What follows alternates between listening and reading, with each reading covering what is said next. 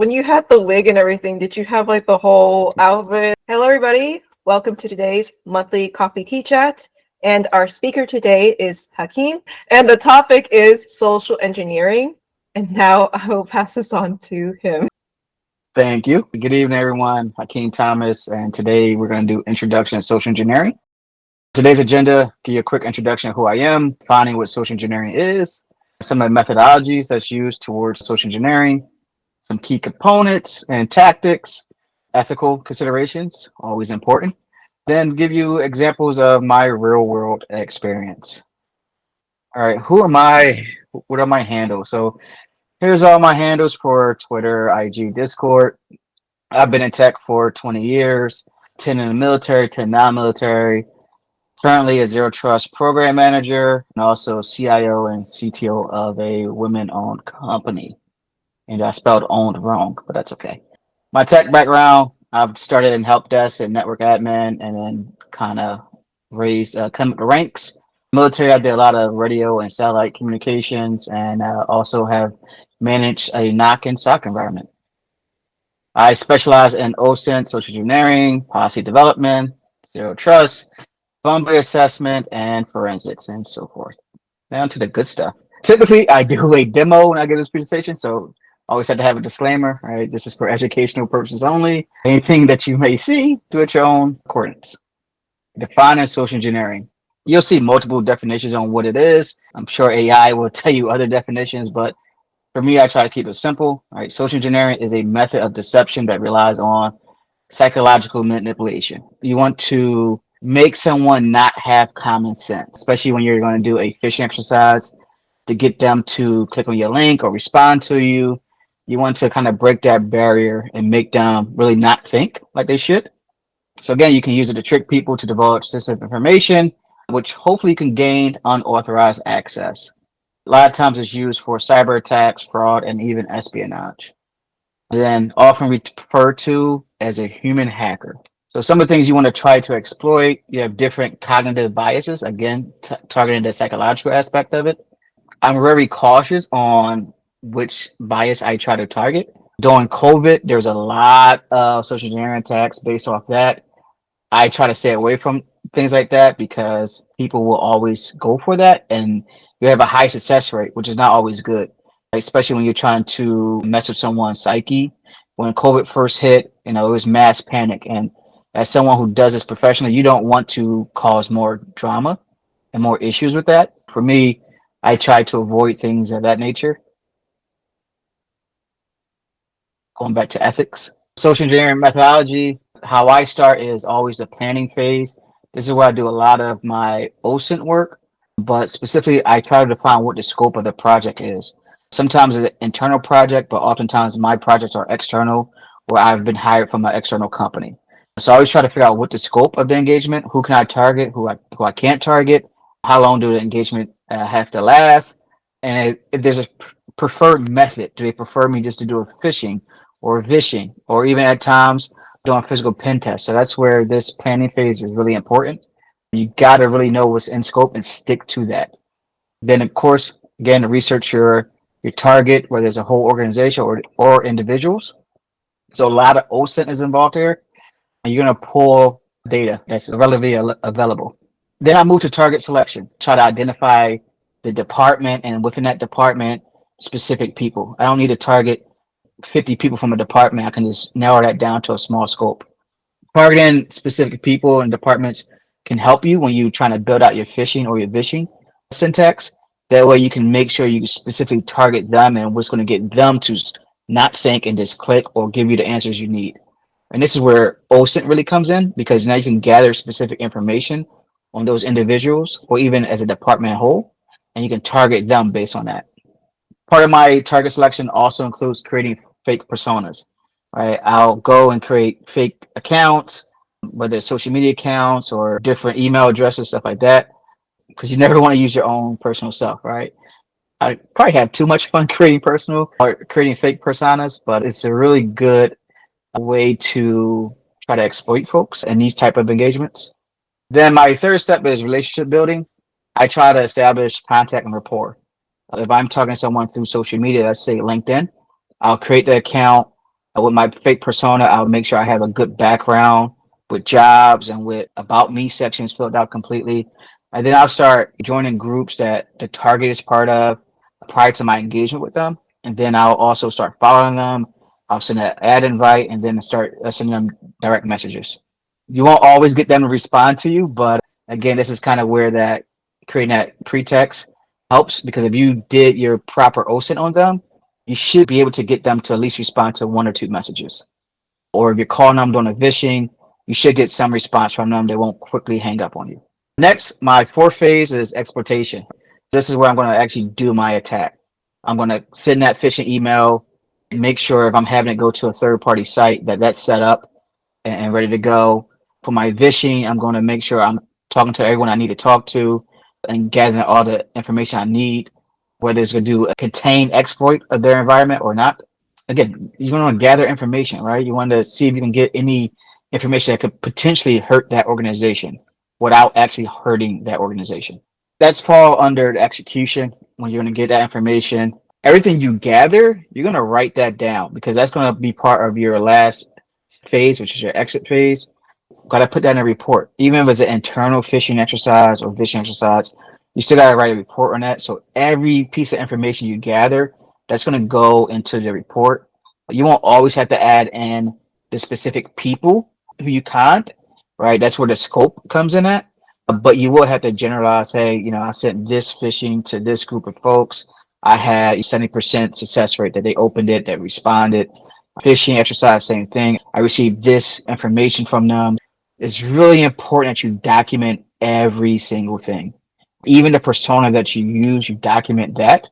I had a question. Back to the other slide that you had with the planning and information gathering phase. I know we're in the world of artificial intelligence. Do you use any artificial intelligence when you're gathering information these days? Not gathering. Like when I do OSINT, I have an OSINT script that I use. It does like auto automation for me to go site to site. But when it comes to AI, I've used it at my most recent engagement to create the fish. And I'm gonna talk about that one when I get down to the experience. I honestly had too much fun with that one, and I think I'm gonna use that one again. But yeah, I'll get into how I use it for that. But yeah, for the background stuff, I don't. I'm gonna start playing around with it to see what it can get, but mostly I just use my script for OSINT. Cool. So I had a question. It was more an opportunity to get more information and share for others, but you had talked about writing and keeping track of the data. Are you using any software or any open source tools that might actually make this easier to link the pieces? Are you using a Google Doc Drive or Notepad? What are you using for this document? Yeah, I use OneNote and Google and put mostly everything on Google Drive. I take a lot of screenshots and just like that's why I like OneNote a lot, because I use it for work as well. So I'll take screenshots, type in quick freehand notes. That way, when I get to the actual report, I can like actually know what I'm put in there. Kind of do the same method like if I'm doing like an audit. Kind of my same methodology. I'll freehand some notes that way I know to go back and like add the finer details. Well, thank you. Yep. Yeah, when you're moving fast, it's very quick. I mean, screenshot, add some quick notes, go on to the next task. Because a lot of this, some of these engagement can go real fast. Even when I'm doing physical pen tests, I have a disposable camera, take some quick photos, right? And I'll have a voice note on my phone that I just take a quick voice note and then keep going to the next. Yeah, that's good to know. I know I'm thinking of a tool. It might be completely different system or methodology that uses it.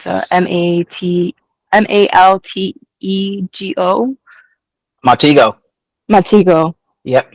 Yeah, that's really good for OSINT, for doing some quick OSINT. It's not as updated as it should be, but yeah, that's a good way to do it. Also, there's a social engineering toolkit that you can do to like try to automate sending fishes out, but you still need a third-party tool to like have the emails bounce off and things like that. I actually recommend both of them when people are trying to get started before you can learn how to like do it yourself with other tools. But those are great entry-level tools to use to try to start out practice. Right. Okay, yeah, because that's what came into my mind. It's been around for years, and I was like, yeah, it's an OG, and it still works, even though it's not as updated. I think they're trying to work on it, but to get started, to trying to do a quick OSINT, it is still a good tool.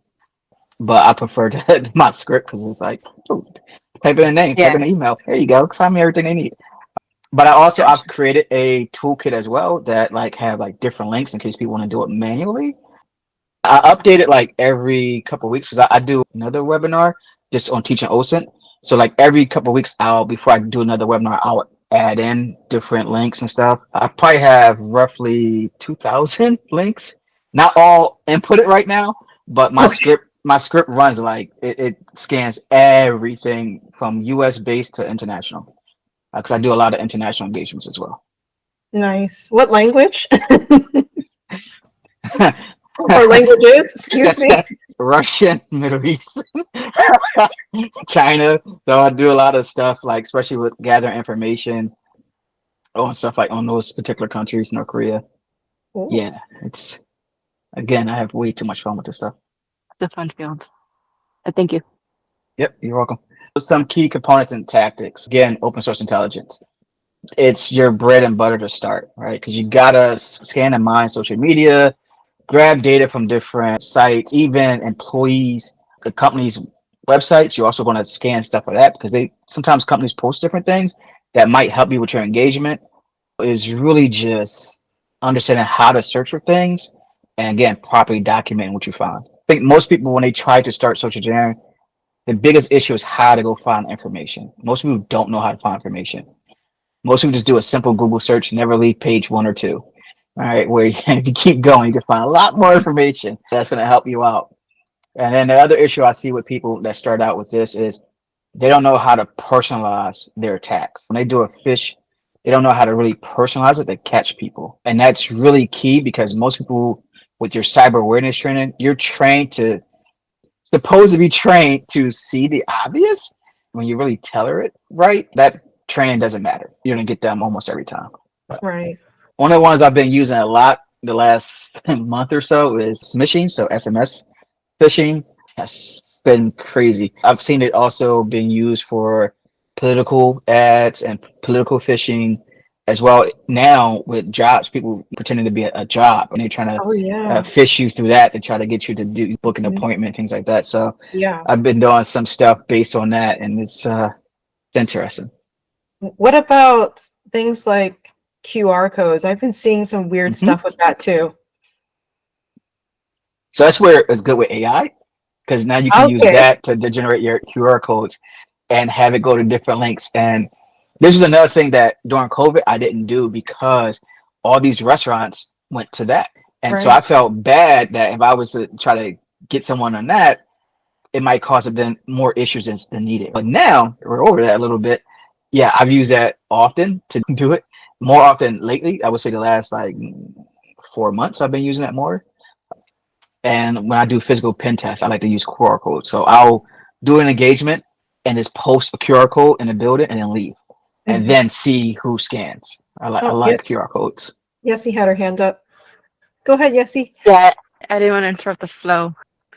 I wanted to go back to the job scams and just from hmm like your experience, if you can talk about what the risk of that is. Like, sure, they get your resume, but what's the risk of the data that they're providing through the resume? Biggest risk, identity theft. They have your resume. They can use that to gather more information. I mean, you could take somebody's resume and go find their social security number, and now there goes your identity. No matter what you try to do to fix it, it's too late. Once they can manipulate you through your social security number, you're not really going to come back from that. And I say that as a former military person. China has hacked the military records several times. My identity has been stolen more times than I care to admit. But once they hacked the government site and got my social security number, it's almost game over.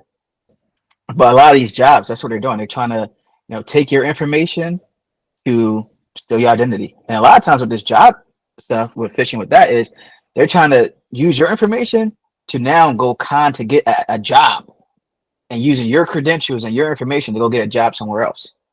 And we kind of seen that a little bit with, I'm not going to say their name, but there's a cybersecurity company, a big one, that had someone using AI to get a job, right? And it ended up being like a North Korean spy.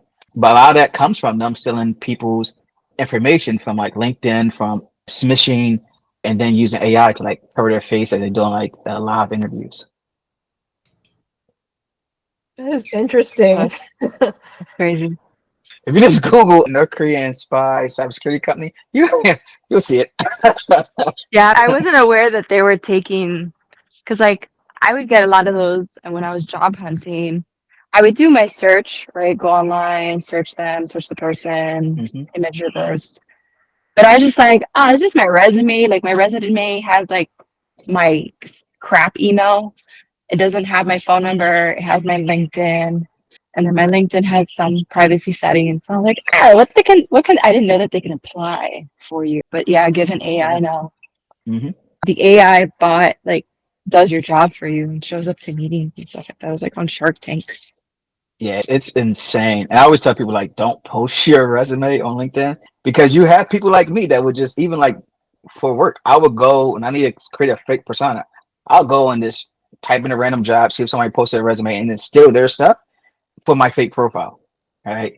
I would say that's technically still malicious, but not what other people are doing, like selling your identity. But yeah, be very careful on what you post, especially your resume, because anything can lead to someone getting your real identity and doing whatever they want with it. And not just you, but now your family members. Once I get your information, I can easily get to them. It's all about kind of like a chess piece. Yeah, it reminds me of the movie. It's an old 90s movie with Sandra Bullock, The Net. I don't know if you've ever seen it, Hmm. Old but school classic. old school classics. It's definitely one for anybody watching to go take a look at to see how dangerous it can actually be. Or And what there are used to be a many scenarios? show, was it Mr. Robot's another one. They have Yeah, like especially the first Mr. season, Robot. they have a lot of social engineering aspects. And It's then there was the interesting. hacker movies. Hmm. Yeah. I think sometimes people forget like this is a big component in cyber and a good field to go down. And it's not always extremely technical. It's really just Mhm. you can manipulate someone. Yeah. Yeah. On both the protective and the defensive Hmm. aspects and the attack, right? So if you're Yeah. looking for purple, blue, or red team, Yeah, that really and comes it's into going to make play. you very well balanced because if you understand the different attack vectors, you can secure them. All right, but Yeah. we're not unhackable, but we can do the best we can. Yes. I have another question. For the physical pen test, how often have you done dumpster diving? I had to ask. Once, thank goodness. And I'll be honest, I really didn't have to Photos. do it for that engagement. I did it because I wanted to do it. It was like, hey, Full hacker experience. yeah, and that's really what it was. It was because I had enough information where I didn't have to do it, but Right. it was the company. It was literally only their trash can, their dumpster, and I was like, hell, I'm here. Let me see what this is all about. I got some information, but I already had it. It wasn't like nothing Right. new that I had, but it also allowed me to find shredded stuff and like try to piece that together. That was the first time I had to like take shredded paper and put that puzzle back together. So for that, it was great. I've never had to do it again, thank goodness. But yeah, it was. I would say it was fun, and I don't envy those who have to do that on most of their engagements. I would say for the most part, I do a lot of impersonation and badge cloning. That badge one is an interesting one because many people post them on social media.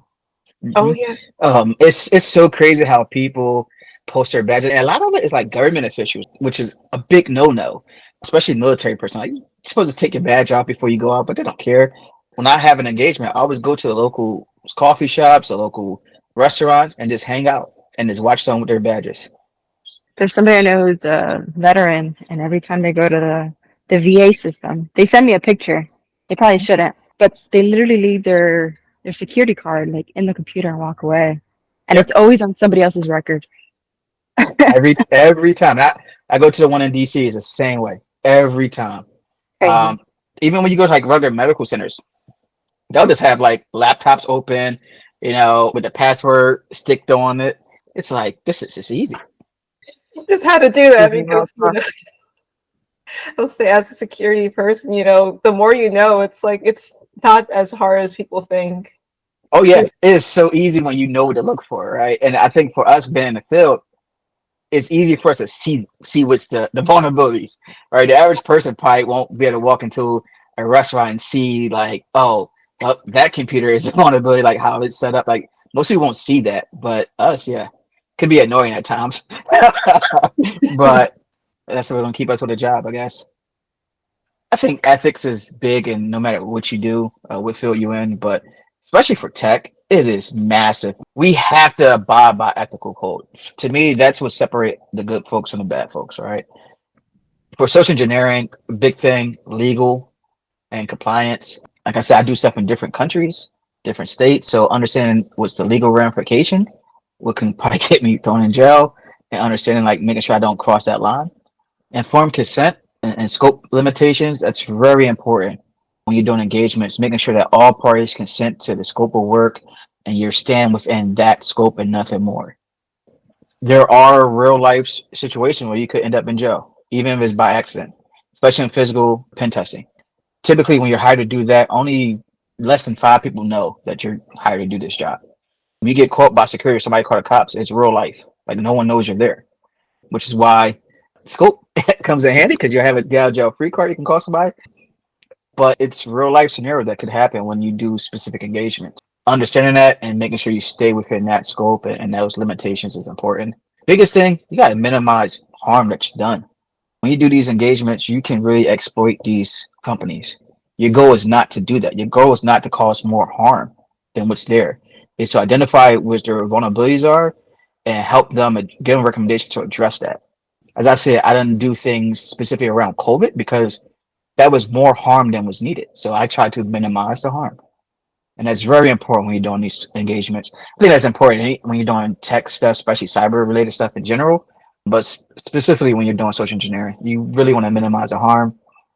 You got to protect the data. Some of these stuff when I do a phishing exercise and I send them to different links or I try to extract different data, it's in a very controlled environment. I don't want me to be the cause that their data got leaked. You have a responsibility for all that stuff. Next big one is responsible disclosure. There's times where I've done an engagement where I saw like data that was leaked, not by me, but this was already leaked that they wasn't even aware of. When that happened, I shut down my engagement and write that up and have them address this immediately. Because if I do anything else, it can cause more harm. But then I have an ethical responsibility to say, hey, I found this. I know you're not aware of this. This needs to be addressed now or it could probably crush your environment. And that kind of goes back to my last bullet point here with reputation and trust. You got to always keep your name. You don't want to be blackballed. You don't want to lose work. It is really important that you are ethical and you're responsible with really any aspect of tech. But if you're going to do social engineering, you have to be ethical. Any questions on that? I just put on the check when you're talking about like the limitations, especially within the physical especially in the physical space. There's 2 books that I read that I think are great examples of this, like ethics and then ethics, or situations that have gone bad, where you have to think very ethically. It's The Art of the Attack and Becoming Bulletproof. One is Art of the Attack is from physical penetration tester. She writes like her stories that she can share. And then Becoming Bulletproof is Secret Service agent. 2 amazing books, highly recommend as well. Another one I would add is The Art of Deception, which is a lot of social engineering based. Older book, but very good. Still to this day, is stand up to the test of time.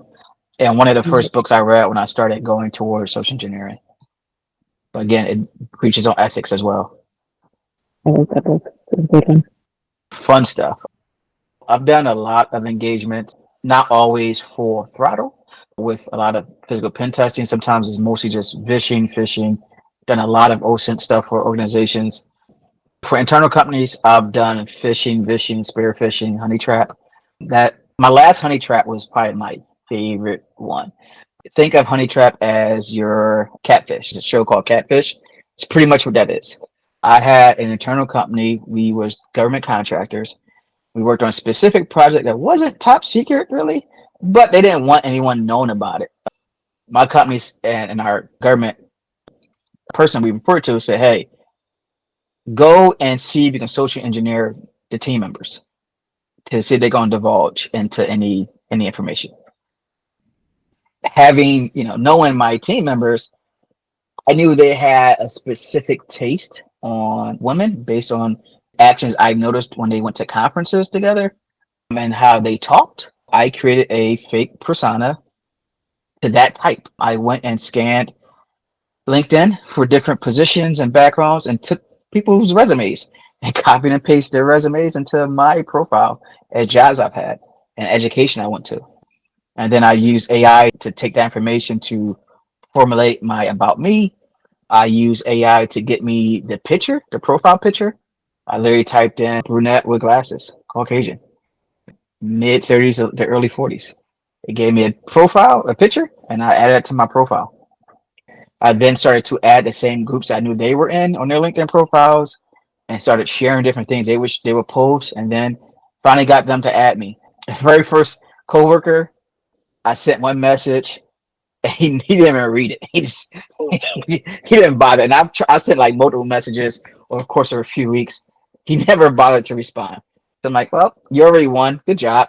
You didn't even leave me unread. So I'm like, man. And then the second coworker, we probably got 4 or 5 days of this messaging, but he wasn't giving up any information. The third coworker, boom, it was magical. This guy married with some children, and I'm trying to get information about what he's doing. He's giving me some information about their projects, but he's trying to like date me. He's flirting with me in a LinkedIn DM, mind you. He's flirting with me, and it was getting like graphic, but I'm using this to my advantage. I'm using this to get more information, and he's just spilling it to. He's just giving it to me. At this point, I got everything I needed. I checked every box I needed. I go to my boss and say, okay, here's who got conned. Here's a report of what he gave up. Are we good to go? They said, hey, take it one step further. See if he's willing to get on like a Zoom call with you. Again, him not knowing who I am, I knew that his wife and children were out of state at her parents' house. At that time, he is like, yeah, we can do a Zoom call at this time. It was me, my CEO, and our government lead, and me on a Zoom. So when he opened it up, I had on a brunette wig. And he's looking at us, and his eyes just went like, it was over. He knew. And I would say my communication with him was roughly about 2 weeks, give or take. And he was giving up everything in that short period of time. Because all he saw was someone that he was attracted to, and that's all he cared. And I used that to my advantage. And I gave him several ways to get out of this conversation, and he just kept going. It was very graphic to what he was posting on LinkedIn DM, a professional site. So my jobs. Yeah, he opened it up and he just knew. 2 days later, he was done. He was terminated. Not just for what the information was given, but the unprofessionalism, because he represented the company and as a proxy to government. But that wasn't the only thing that came out of that profile. There was a high-ranking military official that was also sliding into my DMs. I didn't engage because he wasn't my target. In hindsight, I kind of wish I did because I wanted to have fun with that, but he wasn't my target. So again, scope. I literally blocked him and kind of went away with it. But yeah, that was like one of my favorite ones to do. I did not feel bad at all that he lost his job. Didn't care. Like, you're a scumbag. First of all, you cross ethics multiple times. One, giving out information about what we do when you know you weren't supposed to, especially because you hold a security clearance. Two, you're a creep. You're married with kids and you're a creep. And then you're on a professional site trying to be very graphic to someone you don't know. Like, I didn't feel any ounce of guilt. Good riddance. Don't care if you bounce back on your feet. You deserved it. So I'll pause. Any questions on that? So when you had the wig and everything, did you have like the whole outfit? Did you have the whole like voice, female voice? So voice, yes, but so I was gonna go a step further, and like my wife's gonna put makeup on me. I was like, look, I gotta be with my CEO and then when in the office. I don't want all that. But yeah, I just like, let me just put this Halloween brunette wig on, and as soon as he answered, because before I put the video on, I was just talking in a different voice. And he's on camera. We don't have camera up yet. He's in camera. I'm not going to tell you what he was wearing, but it was obvious what he was hoping that webcam was going to be on. And it wasn't what he thought. Yeah, it was crazy. But again, I had a lot of fun doing this because it's like, man, this guy is so clueless. And because I had the insider information, I knew, like when I knew his wife and him, because he was always talking about like what they do day to day. He would ramp up different messages to me when they weren't around. They must not be in the house or in the room, and he's just going full speed. And then him not knowing who's really behind this, it was insane, insane. But that report was, oh, the screenshots in that report. That was fun. So you don't think that'll be your last honey trap? No, I'm actually gonna be working on Hope another not. one in a couple weeks. I got another side contract. I'll be doing one. So no, that's not gonna be my last one. Hopefully they're not graphic. I really hate that. I really hate that because my background is also in forensics. I worked a lot of like cell phone forensic cases. So I've seen a lot of that. And I really try to avoid that as humanly possible. I start getting very uncomfortable. Hopefully the next one doesn't go into that, but yeah, I wish that guy nothing but misery for the rest of his life. Well, he deserved every bad thing going his way. I would And love I feel for his family because they had no idea what this guy was doing. And I'm like, if he's did this with me, imagine the other accounts he's probably on other social media sites doing it with. So Yeah. Yeah, it's crazy. LinkedIn I is would, not working. no. I would love an yeah, off record chat on just the psyche of what you've seen. It's just as far as like the psychological piece of it's like the human profile. it's insane. It makes me think not just of people differently, but like especially sites like LinkedIn. I look at it in a different mindset now because I've had Mhm. other engagement where like people almost cross that line before like I stopped an engagement. So now it makes me look at sites like that that's supposed to be professional. I look at that different now, and I've used that same profile for other engagements because I like that profile. It's just a fun profile that if you actually looked at it, it's like there's no way this person worked here and live here. Like it is full of like blatant lies, but no one catches on, right? And I've used that on so many engagements. It's been fun, but that one's by far the best. And the fact that he got fired and was just honestly icing on the cake. Some of the other stuff I've done with this, a lot of external companies I get hired to do a lot of phishing. I did a local municipality in Virginia end of last year, targeting most 4 departments, including their marketing and their election committee. Originally, in scope was the mayor, and I was like, yeah, that's not a good idea because their mayor was like part time, and so was city council. Me doing OSINT, I knew that the mayor owned their own company. I'm like, I guarantee you, they're doing work stuff on government work on the same computer, and I could potentially cause harm on their actual day to day job. So I went back to the client and said, hey, you should exclude the mayor's assistant, city council, and their assistants. And here are the reasons why. They initially said no. And it's like, please listen to me.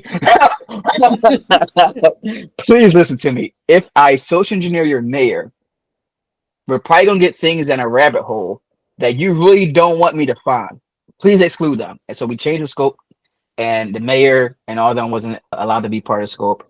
And thank God I did that because like a couple months later, like, yeah, there was like an issue with the mayor doing like business work on government computer. Like, told you. So for the marketing team, I use LinkedIn. I want to see who in the marketing team would be my target. Well, someone posted on LinkedIn that they are out on maternity leave and they just had a baby. Again, it's probably more of a Facebook post than a LinkedIn post, but I use that to my advantage. I went to her profile, took her profile picture. I went to another employee, a coworker, took their profile picture, put it through an AI generator to create a baby photo. And in my official email, I said, welcome, baby Smith as the newest marketing member. And it sent the link that sent you to go see the profile, the baby picture.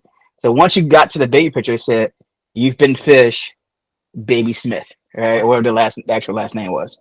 And that was a 97% success rate. So 97% of people clicked on it. I enjoyed that a lot. That was my first time using AI that way.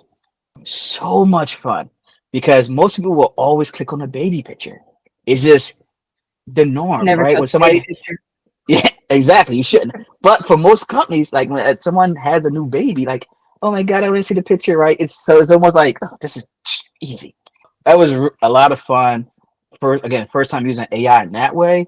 And I'm addicted to doing that now.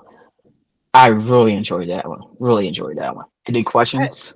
I have a question. So why not the intern? I know you mentioned something about that, the not to Yes. harm part, but I had to ask, why not the intern? I do not target interns or new employees, like brand new employees. Interns don't know any better, right? They're wide-eyed, bushy-tailed. They're trying to come in there and just land a job, full-time job, right? They're an easier target. They really didn't pay attention to cyber awareness training their first week. They just gonna click on a bunch of different things they don't know. I don't target them because they're just easy. And potentially they can lose their internship and an opportunity of a job. This is also why I try not to put names in my reports. I make it kind of more overall, like, oh, this department, this amount of people. Because I don't want someone to lose their job because they fell for phishing. I'd rather the organization do remedial training for the entire company or specific departments than target an individual person. New hires, kind of the same way. Your first week on the job, second week on the job, you don't know any better. You're gonna be clicking on all different emails or answering calls, saying anything you don't know. So I don't want to be the reason that I tripped you up and you lost your job or your internship. I know people that don't care about that and they still target them because that's an easy win. But for me, it comes down more an ethical thing. There's a greater chance that they might get fired or lose this opportunity, and I don't want me to be the reason that they do that. Yeah, it'd be more of a company training failure rather than Yeah. their actual And knowledge. yep, in my scope, I always try to tell companies like I will not tell you the specific names. And I would say most companies are okay with that, but some they're like, no, just adamant that you put names. And that's always a fair amount. Like, okay, they're gonna take this and they're gonna fire that employee. When really all they need to do is just more remedial training and make them more aware. My job is to get them to fall for it. That's what they hired me to do. You shouldn't fault them for falling for it. That means I did what you were hired to do. I don't want the easy one. I want to kind of work for it. That's a great question. Yeah, following question with that. I remember, I think, what was it, a few weeks ago, you mentioned, okay, so you're saying not the intern, but who would be a better target, I guess. I love administrative assistants. Love them, especially if they work for like the C-suite. Love them because sometimes a lot of my engagements, I might be asked to see if I can get like a payload installed or see if I can get keyloggers installed and see if I can get information that way. So I love administrative assistants. The higher level you are, the better. I mean, you have more access to credit card information, things of that nature. They're like my favorite targets, but they're also the hardest targets because they seize it. They've been around the block a few times, and sometimes they'll just delete. They don't want to reach your email. They just straight drag it to junk or drag it to trash. But that's a bigger challenge, and I love it because if I get them, I get way more information. And most of the time, the easiest way is like through Facebook or like Amazon or like a JC Penney's, like a shopping thing, because they're like constantly on social media or shopping from my experience. Once you can get in, you can get like a lot of information. But yeah, they're my favorite people to target. I do have another question to follow with that. It's like question on question today. Not planned. Let's say somebody from a non-technical background, they know some things about psychology, and obviously there's a lot of psychology involved in OSINT, and they're not from a technical field, they want to get into OSINT. How would they get in? Great question. So first, if you do have a psychology background, you kind of have a leg up because now you understand people better, and so you will understand how to manipulate people. So to get started with that, you would just need to know how to find information about people. Easiest way, start with a Google search. John Smith, Harrisburg, Pennsylvania, and kind of go from there. If you're like also from other aspects of the field, kind of the same way. Is you have to one is understand what OSINT is. You can do that by a Google search. Even AI will probably tell you that, or do different webinars. I don't think you need to pay for like any specialized training for this. You don't need to go no crazy expensive boot camps either. Please avoid that at all costs. But you can do free webinars, and I will give you like my link to my Discord. You can come do free webinars. Start with OSINT, learn that because that's the basis of this, right? You got to learn how to find information. Be a better researcher because the more information you find out, the better you are at being able to understand how to write a pretext. People that are creative people are great at this because now you can use your creative muscles and your genes, and now you can create a nice crafted email or a nice script to do a phishing. Understanding that plays a big part. Again, it's not technical. You just got like, you've been a creative person. It's a lot of technical is when you're gonna do like a physical pen test, because then you're gonna need to know like how to use rubber duckies, how to use badge cloners, things of that nature. Phishing, when you're creating a phish, you don't really need to be technical. There's a lot of programs that can automate it, like Social Engineering Toolkit or some other third-party sites that can help you craft that. So you don't need to really be technical from that. It's just really understanding people and how to manipulate someone. Again, you want to drop their defense and make them not have common sense. Why am I answering these questions on this phone call? Why am I clicking on this link? That's common sense, but most people don't have that. So you want to attack that aspect of it. Awesome. Thank you. Last thing I want to touch on is some specific social engineering engagements. I've done a lot of cell phone forensic cases. That's my background in forensics. I've done a big theft ring of Tumblr. I don't know if that still exists much now, but there's a bunch of teenagers from Canada to North Carolina that was stealing clothes and kind of posting about it on Tumblr and selling it through Tumblr. So I was able to use their images to find their geolocation and then track their movement till they eventually all got arrested. I've done some stuff with human trafficking and domestic violence organizations. A lot of it is actually helping them with their privacy and covering their tracks so that their abusers can't find them. And with human trafficking, I've done a lot of OSINT with actually helping find human trafficking links. That's kind of my background in a nutshell. Awesome. So yeah, I think Tumblr is still popular because of what's going on with social media. People are going back to the old school stuff. Yeah. Well, bring back MySpace then. I want my top 8 back. Oh, so see who my top friends were. Yeah, that was the days. Yeah. Social media is, I have a love-hate relationship because it's good in so many ways, but it's so bad. I give a webinar on the dangers of social media for children and kind of the signs that parents need to watch out for. Again, I worked on a lot of cases that involve children, so understanding like what creeps look for. And so I was like, okay, if you have a social media profile with your kid, here's a hashtag you should avoid. Here's how you should investigate friend requests. And here's like chat rooms you should like keep monitor and be aware of. When I do those, I actually try to do a live demo because I want people to see. I hate putting fear into people, but there's sometimes where like someone needs to actually see the dangers right in person. The last one I literally did a live demo of a chat room where you see teenagers and what's being asked, all right?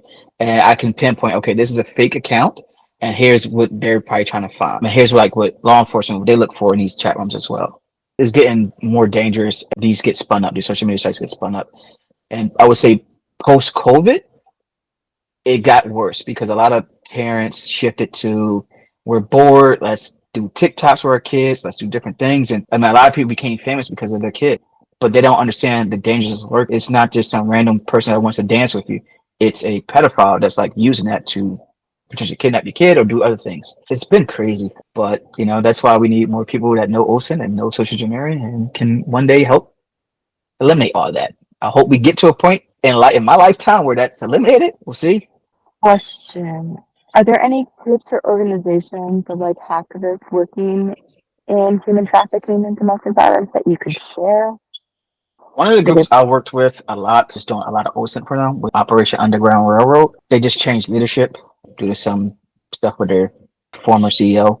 That's one of the big ones that I work with personally. I will tell people if they're interested. There's a capture a flag that happens. I'm trying to think of the name on top of my head. Trace Labs. They do a CTF at times where it's helping like find missing people. I think it's like once a year they do that.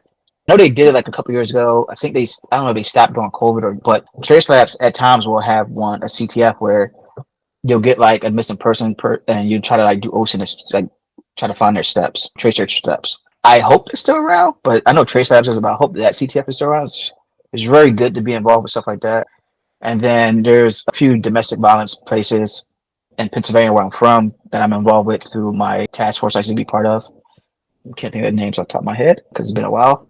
But there's times where I'll have clients that they'll say, hey, we have a DF situation, a DV situation. Can you go and create like new personas for them and help wipe their traces?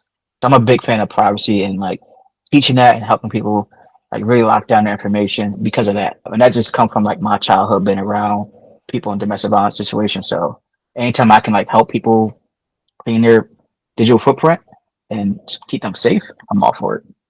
And we appreciate you.